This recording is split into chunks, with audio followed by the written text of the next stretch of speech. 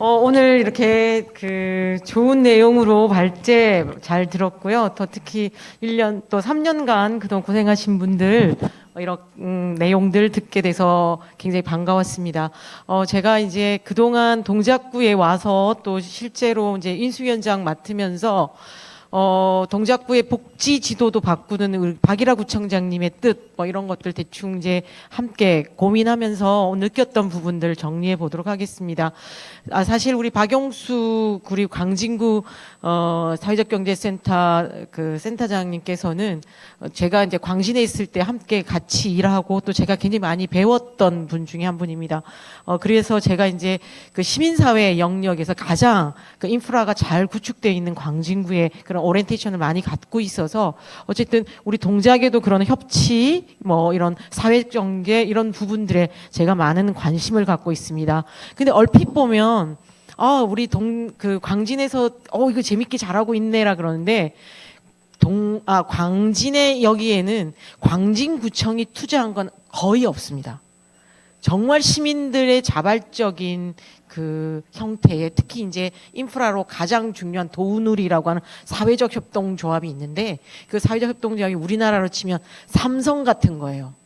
그러니까 대기업 협동조합인 거예요. 그 조합원 수도 많고 또 많은 그 서울시의 기관들 위탁받고 있고 그리고 어떤 민주적 의사결정 구조 이런 것들로 사회적 협동조합으로서는 가장 큰 곳이 이제 갖고 있죠. 그래서 그 자산화 사업, 공간 자산화 사업들이 가능했던 이유가 바로 그런 그 막강한 인프라를 시민사회 자체가 갖고 있다라고 하는 겁니다. 그만한 역량 갖고 있어서 혹시 야 우리는 동작구에서 좀 지원 받으면 우리도 그렇게 될 수 있는 거야라고 생각하시면 안 되고요. 시민사회가 그렇게 갖고 있다라는 거에 대해서 알고 계시면 좋겠고 그 와중에 이제 동작구도 거기에 맞추어서 이제 그 광진의 사례에 비슷하게 이제 나아가고 있는데 저는 이제 개인적으로 이 돌봄의 영역은 청장님께서도 방금 말씀하셨지만 민간의 영역으로 둘 수만은 없는 영역이다. 특히 공적인 영역에서 많은 부분의 투자와 관심이라고 하는 거 있어야 되고 거기에 플러스 이제 틈새를 채워주지 못하는 개개인의 개별화적인 욕구들 그리고 거기에 필요한 다양한 형태의 그런 자그마한 그런 공공 서비스들 이런 것들이 민간과 함께 어우러지면서 이끌어가야 되는 곳이다 이렇게 생각하기 때문에 저는 이제 그런 부분에 맞추어서 조금 의견들을 종합한 동작형 돌봄 시스템에 대해서 말씀드리고 싶고요. 그리고 두 번째는 제 그 돌봄에 대한 철학들이 가장 많이 이제 품어져 나오는데 바로 주민이 서비스의 주체가 돼야 된다라는 겁니다. 오늘도 계속 제공자적 측면으로 계속 이야기하시는데 그게 아니라 받는 그 서비스를 필요로 하는 사람의 인권과 욕구와 그리고 서비스를 그 돌봄 서비스를 받아야 하시는 분들이 어떠한 생각들을 갖고 있는지 그러니까 소위 말하는 당사자주의죠. 그것이 저의 복지적 철학에 저는 항상 깔려 있는 부분이거든요. 그래서 그런 부분들이 어떻게 우리 돌봄 시스템에 들어갈 건지 이제 거기에 맞추어서 진행해 보도록 하겠습니다. 첫 번째 이제 동작형 돌봄 서비스의 이제 가장 문제가 아까 이제 우리 박영수 센터님도 말씀하셨는데요. 부모님이 이제 좀 불편하시고 이렇게 쓰러지시고 이러면 무조건 어디 보내요? 네, 요양시설, 요양원 보냅니다. 그리고 요양원에서 계속 사시다가 그다음에 돌아가시기 일보 직전 요양병원 이렇게 가는 거거든요. 그러다 보니 지역사회 내에서 생활할 수 있고 내가 살던 곳에서 계속 살고 싶음에도 불구하고 당사자의 욕구는 말살되면서 가족들이 가장 편한 곳에 그냥 보내버린다라고 하는 것이죠. 그래서 당연히 이제 병원이나 요양원 중심의 돌봄 서비스라고 하는 것들 그래서 그걸 의료화 혹은 시설화라고 이야기하는데 그것을 탈피해야 된다. 그래서 이제 2018년부터 커뮤니티 케어라고 하는 부분들이 이제 보건소 영역과 복지 영역이 함께 어우러지면서 나왔는데 이제 코로나 이후에 이렇게 이렇게 좀 잘 안 되다가 이제 조금 나올 수 있는 지금 분위기는 되었다라고 생각합니다. 그런 의미에서 이제 병원이나 요양 중심이 아니라 지역사회가 중심이 되는 돌봄이라고 하는 것에 초점 있어야 된다라고 하는 것이죠. 그래서 쾌적한 지역사회에서 거주를 원하는 사람들이 잘 지낼 수 있도록 해주는 것들 이런 것들이 필요하고요. 그다음에 이제 두 번째는 바로 돌봄을 대상화 내지는 소외화하는 것들을 좀 막아야 하겠다라고 하는 것이죠. 그래서 돌봄 받는 사람들의 삶의 질이 훨씬 더 중요한 관점이어야 되고, 그래서 삶의 자기 결정권, 그러니까 가족들의 결정권이 아니라 나의 결정권인 거죠. 뭐 저희 이제 어머니도 부산에 계신데 계속 이제 불편하시고 막 아프시다고 그러시니까 그러면 요양원만 꺼내도 싫어하시는 거죠. 내가 계속 그 데이케어 센터 다니고 계시거든요. 차가 와서 갔다가 이제 가고 이렇게 하는데 계속 현재 살고 있는 집에서 살고 싶어 하시는 거죠. 근데 가족들은 혹시 혼자 계시다가 무슨 일이 생길 수도 있고 하니까 아유 어떻게 좀 해보고 싶은데라고 우리는 생각하지만 당사자는 절대 그렇지 않다라고 하는 거죠. 그래서 저는 그 인권을 존중하는, 그래서 표현이 뭐냐면 존엄이라고 생각합니다. 그래서 존엄 돌봄, 그 동작형의 돌봄 서비스는 존엄 돌봄이라고 하는 것이 기본적으로 가야 된다라고 생각하는 겁니다. 실제로 돈 보면 우리 요양과 관련 지원에서 약 16조 원 정도가 돈이 투입이 되는데 상당수 대부분의 돈이 어디서 나가냐, 요양병원, 요양시설 쪽에서 굉장히 많이 나가서 정말 지역사회 중심의 돌봄은 얼마 비율이 들어가지 않는다라는 거죠. 그래서 지역사회 중심의 돌봄이 훨씬 더 재정적인 예산이 많이 들어가야 됨에도 불구하고 그렇지 못하다라고 하는 것이죠. 그리고 현재 이제 그 요양이다라고 하는 게 방문 서비스 정도 수준의 혹은 지역 사회 내에 이제 필요한 그 어떤 이런 다양한 욕구들을 채워주지 못하는 그런 것들이어서 이것들을 이제 시설에서 제공되는 다양한 형태의 수준만큼이나 끌어올려야 한다라고 하는 것이죠. 그래서 이제 뭐 의료도 관련이 있고 영양, 재활, 여행, 문화, 그다음에 또 뭐 있죠, 다양한 형태의 그런 전문 특화된 그런 서비스들이 함께 가야 된다라고 하는 것이고요. 그리고 이제 이 부분이 굉장히 중요한 건데, 이제 본인이 뭐 찾을 수도 있지만 가족들이 누군가가 이제 문제가 생겼을 때 어디 전화해서 알아보고 이러는 것들이 책임이 어디에 있냐면 가족들에게 있어요. 그러니까 귀찮으니까 어느 그냥 요양 시설에 그냥 보내드리는 거 많은 것이죠. 정말 다양한 형태의 서비스를 받을 수 있는 그 시스템을 구축해드려야 되는데 그런 거 없이 그냥 한 번 연락해서 그곳에 그냥 갖다 드리는 그런 형태밖에 안 된다라고 하는 것이죠. 그래서 지역사회 돌봄 관련된 총체적인 데이터를 어디선가 관리도 하고 가족이나 돌봄 당사자의 개별적인 욕구 이런 것들을 어세스먼트해서 그런 부분들을 제대로 서비스를 받을 수 있도록 연계하고 모니터링하고 그리고 또 조정하고 이런 것들이 원스톱 형태로 진행돼야 된다라는 거죠. 그래서 이제 지금 구청장님께서도 아까 말했고 안하연 그 센터장님께서도 이제 통합 돌봄 시스템에 이제 뭐 콜센터 형태의 이제 이야기를 했는데, 저는 전화만 받고 정보를 제공해 주는 게 아니라 아예 이제 돌봄 통합 돌봄단 같은 센터 같은 기능이 있어서 이제 동작구의 어르신들이 거기서 가족이나 본인이 연락하면 서비스를 어떤 걸 받을 수 있는지가 총괄적으로 이루어지는 어떤 그런 구조 시스템이 만들어져야 된다라고 보는 것입니다. 그리고 이제 우리 지역도 보면 이용자의 편차가 굉장히 심하다라고 하는 것이죠. 특히나 이제 돌봄 인력들에 따라서도 굉장히 많은, 특히 민간 우리 재가센터나 이런 데서 오신 분도 계실 텐데 그 센터마다 요양 인력들이나 뭐 이런 서비스 인력들이 굉장히 많이 차이가 난다라고 하는 것이죠. 지금 동작 같은 경우는 지금 사회서비스원 이렇게 연계된 그 센터가 아직 없고요. 우리 저기 광진에는 있나요? 그 광진에도 없고 지금 6개군가 성북하고 몇 군데는 아직 그러니까 사회서비스원 형태의 이제 이게 와 있긴 하던데 어쨌든 이런 것도 필요하고, 그다음에 스마트 의료라든가 또 케어 기술 뭐 이런 것들이 좀 더 잘 이루어지는 그런 부분들이 있어야 된다라고 보는 겁니다.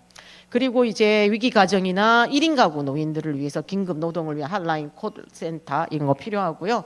그리고 이제 재난 재해 어르신들 이번에도 굉장히 이번 혼자 사시는 지하에 계시는 분들이 이번에도 동작구에 정말 그 뭐라 그럴까요? 굉장한 이 수해 피해를 많이 받았다라고 알고 있습니다. 그래서 그런 부분들을 1대1 연계해서 돌봐줄 수 있는 동행인, 그래서 동작을 행복하게 만드는 사람, 이런 자원봉사 서비스 형태도 필요하다라고 보겠습니다.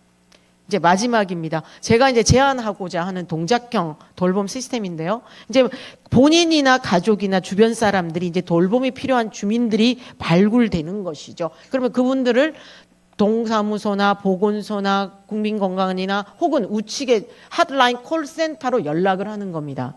그럼 콜센터에 전화를 하면 거기서 이제 그 개인에 대한 우리 지금 동사무소에 나가 있는 그 플래너들하고 그다음에 돌봄 지원하시는 분들 계시잖아요. 그분들이 이제 한 곳에 한 공간에 있는 겁니다. 그래서 그분들 찾아가서 진단, 이 공간이라는 건 제가 말하는 물리적 공간이 아니라 시스템상에 같이 있는 거죠. 그래서 진단, 욕구조사, 분석을 사례 관리 형태로 진행을 합니다. 지금 같은 경우에는 그냥 이분 서비스 필요해 그러면 도시락 배달 서비스 그러면 도시락 배달도 160 몇 가구 쫙 보내고 어디서 그 총괄 관리하지 못한다라고 하는 거죠. 그걸 총괄적으로 관리하는 곳을 만들어야 된다라는 거죠.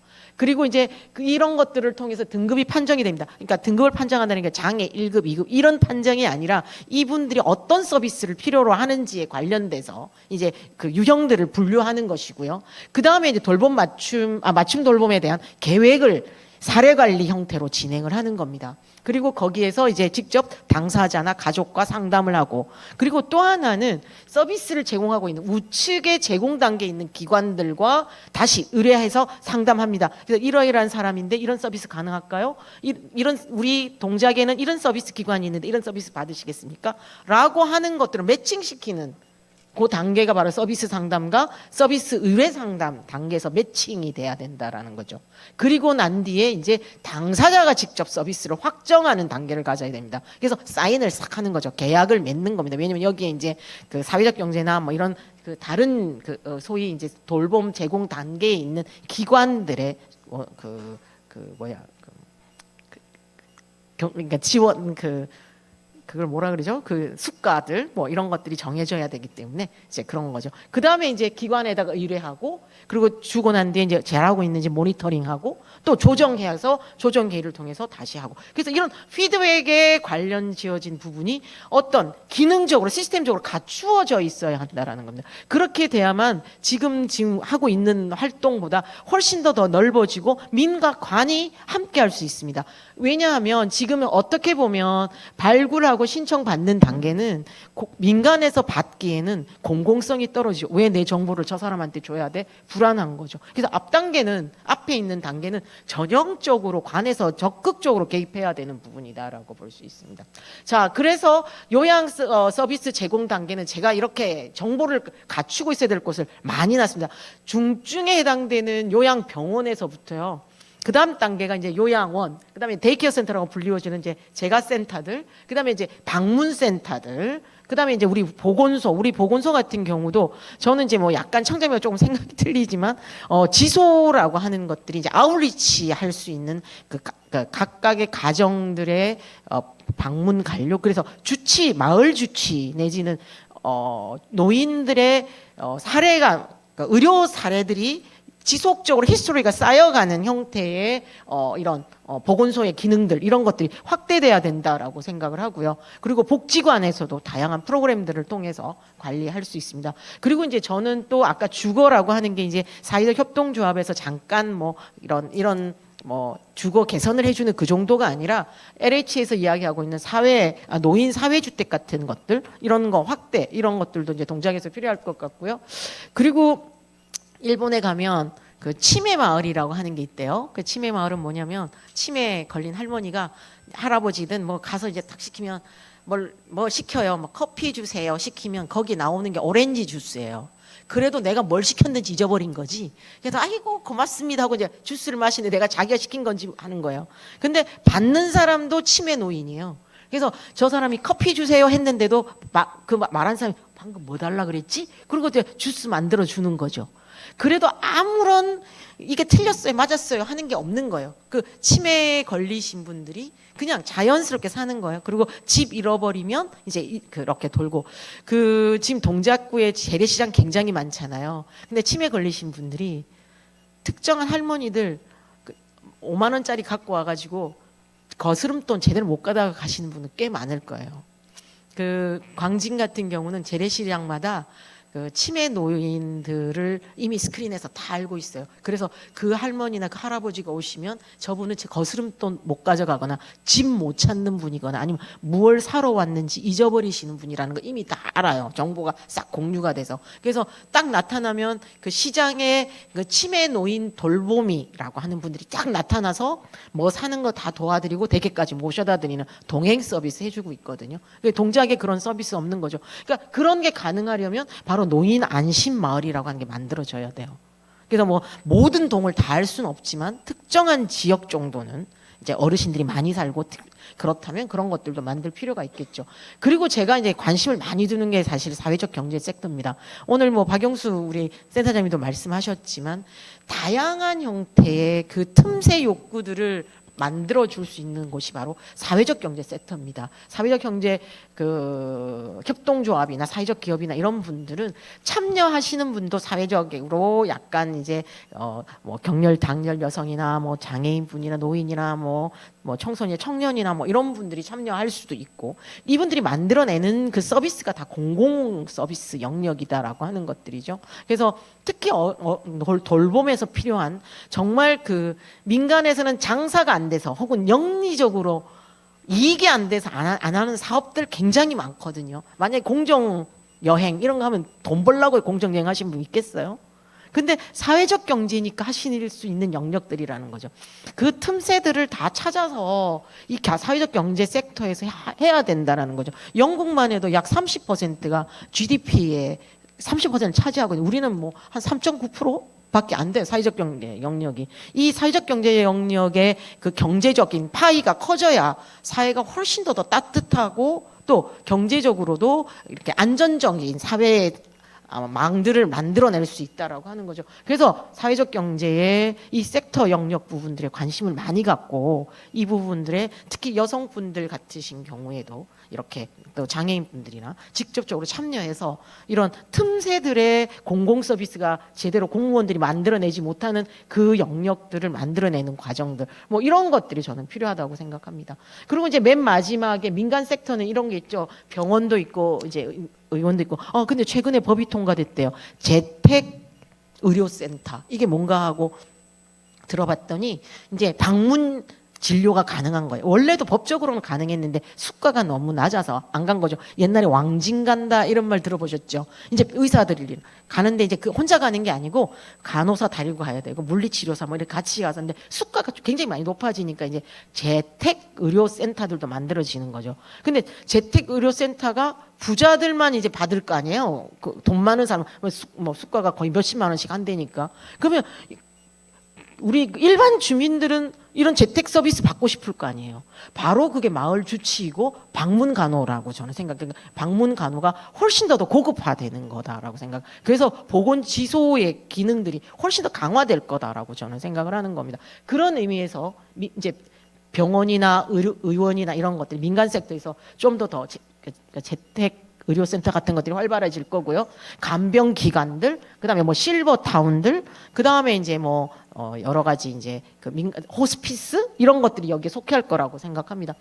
그리고 이제 저는 마지막으로 동행인 자원봉사단. 그래서 이분들이 주민들의 개인 욕구들 이렇게 사회 서비스 뭐 이런 요양 이런 서비스들이 커버하지 못하는 또 그 밑에 흐르는 그 주민들의 뭐랄까 사랑과 그 보살핌 같은 것들이 가능하게 하는 윤활 사회 지역사회 윤활 역할을 하는 이래서 다양한 형태의 돌봄 서비스 제공 기관이 함께 가야 이 동작형의 통합 돌봄이 가능하게 될 거다라고 생각하고 그것을 누가 코디네이팅하는 그런 중앙 단위의 민과 관이 협력하는 형태의 이 설계 단계의 조직이 시스템이 필요할 거다라고 생각을 합니다. 그런 것들을 지금 뭐 저는 제가 만들겠다가 아니라 제안을 하려고 하고요. 여기 계시면 오늘 뭐 토론이나 또 플로우 토론을 통해서 좋은 의견 주시면 최대한 반영해서 또 새롭게 또 이야기해봤으면 좋겠습니다. 감사합니다.